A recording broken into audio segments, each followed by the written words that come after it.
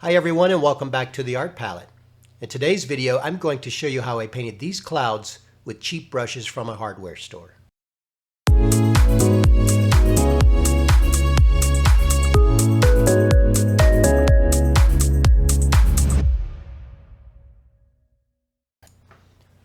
Colors that are not shown here that I used are dioxazine purple, ultramarine blue, yellow ochre, and alizarin crimson. But these others that I'm showing here are the basic ones. I used a Mars black, cobalt blue, Payne's gray, titanium white, and phthalo blue. And here are the brushes that I decided to use. You'll realize that this is a very recognizable hardware store. I bought these from Lowe's. The packet looked really cool. The brushes, the bristles, they seem to look really soft enough to be able to use on acrylic paints. So I decided to buy them and give it a go. I used a 1.5" angle brush, a 2" flat brush, a 2" angle brush, and lastly a number 3 flat brush. And I realized that using the number 3 flat brush worked really great when blending.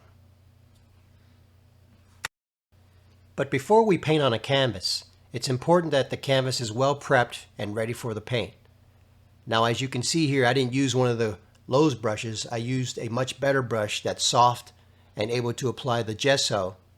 The gesso that I'm using is from a famous brand that I've been using for years, Liquitex.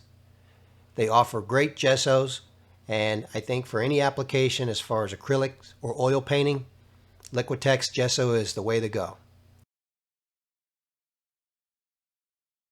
I'm here prepping up this canvas, getting it ready for what's going to be a very interesting journey into the world of painting with hardware store brushes.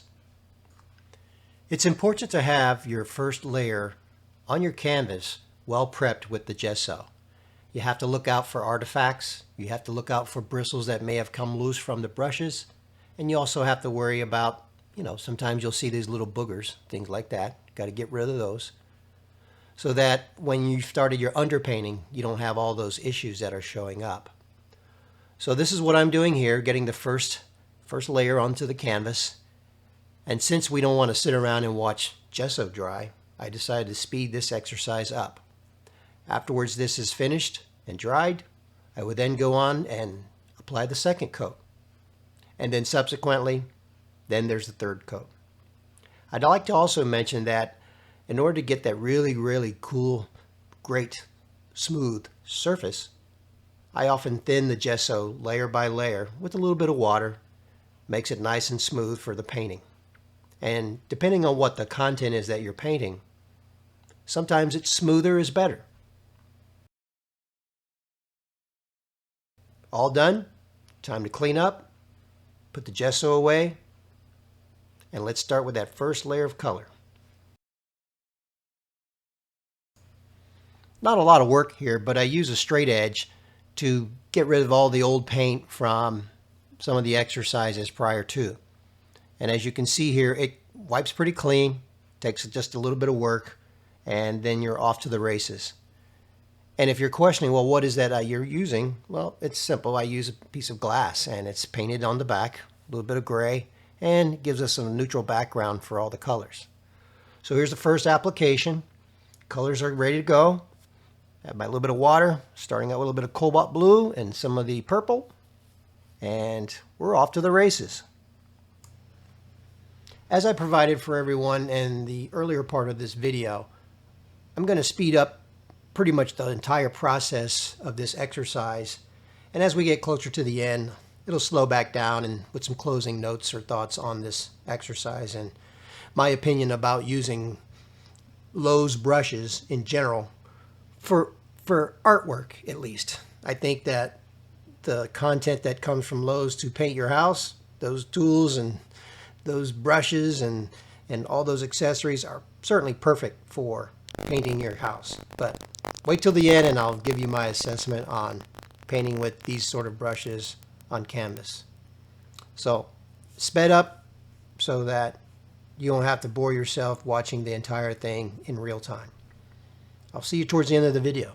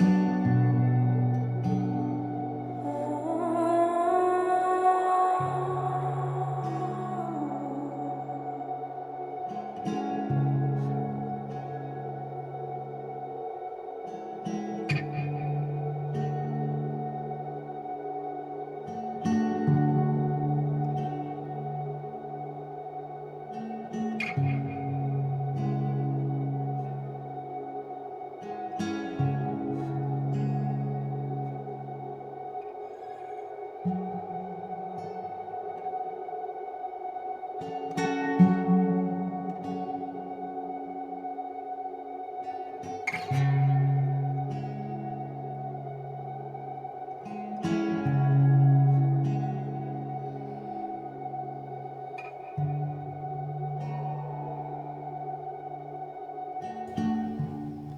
this point in the video, it's important to note that although that it seems like it's a lot of fun using these brushes, and don't get me wrong, it is, it's very hard to control both the brush and the paint as it's applied on the canvas. I've realized that these brushes, the bristles are very, very stiff, and for good reason. I mean, they're designed to use in your home or other crafts. But with the acrylic paint and with the paint itself being somewhat translucent, some of it being opaque, with the stiff bristles, it just often just scrapes the paint right off the canvas in certain areas if it's either a little dry, or even in some cases where I was going across the canvas, it was dry altogether, and it was just ruining the piece. Now granted, this is not a piece that's designed to put in some sort of gallery or hang. It was an exercise to understand that if you had nothing else to work with and you found these brushes for a pack of 4 for less than $12 or $15, in fact, can you really create art? And I think you can, because with tools that are out there, all artists are subject to use them and create cool work, or it could just be a disaster. In this case, I really had a good time working with the brushes. I think that there's a place in my palette of accessories for these brushes, but as much as I enjoy painting clouds, it's very difficult to get those subtleties that you're looking for with clouds. They're just a beautiful thing from God, and it's part of our nature that we see every day for when there's beautiful skies like this. And this photo that I took, it was so intense with the sun just piercing through the clouds that I think I could have captured this a lot easier had I used the brushes that I normally use when I paint with acrylics. What you will see in the background, however, is that the stiffness of these brushes were able to create a bit of the illusion like oils create with these layers, and you can see some colors on the underside and some colors on the top side. And as I kept building up more and more color, I could still see some of those other colors just piercing through, and I thought that was quite fun. So at the end of the day, would I recommend these brushes for artists? Sure, why not? I think there's an application for every artist to use these tools, but just think twice depending on what medium you're going to use when you want to venture out and create your next Picasso.